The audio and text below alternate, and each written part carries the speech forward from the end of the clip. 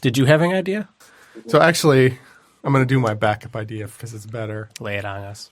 It's an idea for a podcast for rating movies, and I call it Media Holdup. And this is an idea I've had for years, probably even before this podcast idea. And basically, I think the way movie critics work is fundamentally wrong. Because when I want to watch a movie, all I want to know is if I'm going to enjoy the movie. I don't care about a history lesson of how groundbreaking the movie was when it came out, or who the director is, or how critically acclaimed, or how much money, or what the box office was, or if it's the number one movie in the world. I don't give a shit about any of that, like popularity contest garbage. All I want to do is be entertained, and that's not what movie critics do. If there was a service that only cared about if a movie was entertaining or not, there would be like 2 movies made before 1990 that would pass the test. Everything else would fail because old movies just aren't as good as new movies for the purposes of entertaining. But movie critics, like, they'll rate some movie from 1970, which you couldn't show that to a 24-year-old and have them be entertained. It might have been groundbreaking at the time or good at the time, but it's just not going to entertain us now. It's like if you show someone an Alfred Hitchcock movie nowadays. Yeah. Compared to, like, Get Out is a new horror. It's not really a horror film, but compare the two, like Psycho to Get Out. The art has evolved. Yes. What movie critic ratings don't reflect that. They only reflect how good it was at the time. And the purpose of them is usually to inflate the reputation of the critic, to show off how smart he is about the history of cinema. Although don't you need to know that, I mean, maybe your movie critic idea has to do a lot about the person that's going to be viewing. Like, you create a user profile so they know that based on your user profile, you'll find these entertaining. Yeah, and I'm going to get to that. Yeah, I have some of that in there. But basically, the current movie critics, it's more about posturing and showing off historical knowledge and bullshit than about whether a movie's entertaining. And there's companies like Rotten Tomatoes, which they try to correct that by having both critic ratings and fan ratings. But the problem with that, you run into the same thing. The fans who choose to give ratings tend to also be the type of movie snobs who just want to show off their film knowledge and sort of be critics. Again, their goal isn't necessarily to tell you which movie's going to be most entertaining either. At least it's taking into account some common people. Some of them, their goal might be to tell you if it's entertaining or not. But a lot of them, they're also just snobs trying to show off. But isn't movie subjective? So not everyone will like the same movie? Yeah. So how would you work around that? So the idea for Media Holdup would be you'd get a group of people together. I called it Media Holdup. It could be Movie Holdup specifically for movies or for music, other forms of media too. It'd be a podcast. You'd get a different person from a different age group. So you'd get a guy from his 20s, 30s, 40s, 50s, 60s. You get like 5, 20s, 30s, yeah, that's 5 people. They would each provide one piece of media that they want everyone else to watch before the podcast. So maybe it'd be one guy picks a movie, one guy picks a TV show episode, one guy picks a music album, one guy picks a piece of like art, like painting or something, and then one guy, miscellaneous, whatever he wants, that he wants everyone else to watch before the podcast. And then so during the podcast, they would all discuss it. And during the discussion, it would be censored. So if anybody brings up critic ratings or how groundbreaking it was or any bullshit that's not related to how much they enjoyed it in the moment, they would be interrupted. So it would be a discussion, and it would be, how much did you enjoy it watching it now in 2018? And so you'd get the perspective from the different people of the different ages. So would you rewatch some of those critically acclaimed movies, like Back to the Future and like Star Wars? We were talking about Star Wars earlier. Yeah, when it's your turn to pick a movie for everyone to review, I mean, you could choose to do like the The Crying Game or some critically acclaimed movie. Or you could do like a more mainstream movie, like, I guess Back to the Future was mainstream and critically acclaimed. But then there's some mainstream movies that aren't critically acclaimed at all, like Demolition Man is one that I really love. Sylvester Stallone. Ted and Ted 2. Yeah, Ted. Anything with Seth MacFarlane. I forgot about those movies till now, thanks. Happy Gilmore, Adam Sandler. I've rewatched Happy Gilmore, and I still think that it's good. Yeah, I like that one. And then steep downhill from there. Yeah, Adam Sandler was good in like the 90s. When the 2000s hit, all his movies were just horrible.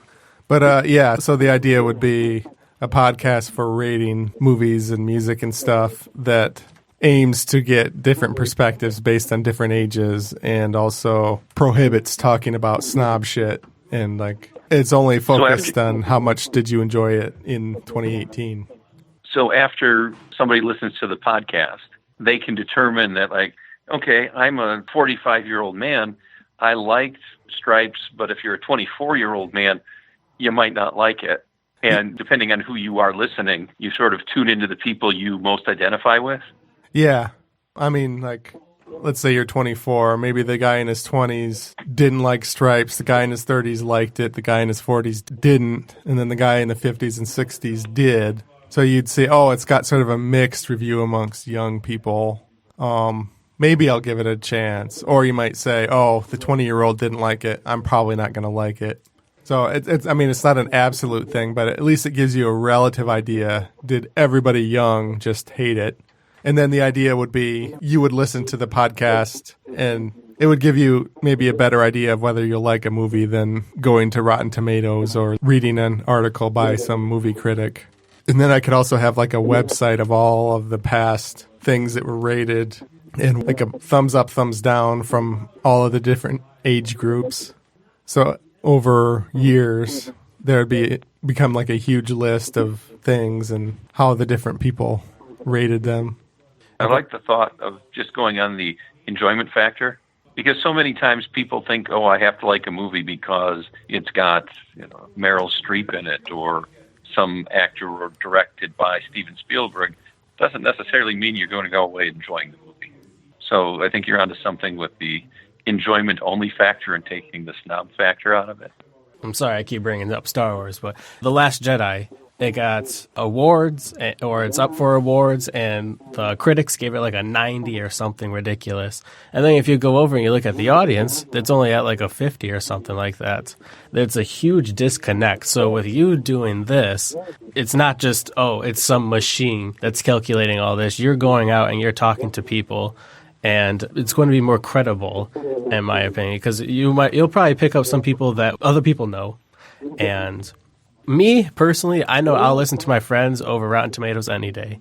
So if one of my friends says, hey, this movie is pretty good, you should check it out, and then I go on Rotten Tomatoes or like Metacritic or one of the other rating sites, and it's scored really low, I would listen to my friend and I'd probably still go see it. So I think that you're onto something.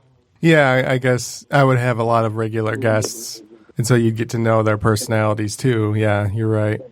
Yeah, and then another interesting thing would be if this took off, you could have like online polls. Like people could say their age and whether they liked it. And so you could get like a huge, like out of thousands of ratings. That would be even better. Yeah, media holdup. That's what I would call it. Media holdup. Okay. I even drew a little logo, and it's a robber with like a McDonald's Hamburglar robber mask and a hat. And he's like holding a gun at like an old timey TV. And the TV's got his hands up, like he's getting held up by the robber. Media hold up. I like it. So when are you planning on launching this? You have the logo, you have the website, you're all set. I'll say if I get fired or if I make enough money off of Bitcoin that I can quit my job. But yeah, I don't have enough time. Just doing this plus the open mic comedy plus sketch comedy class I'm taking plus work.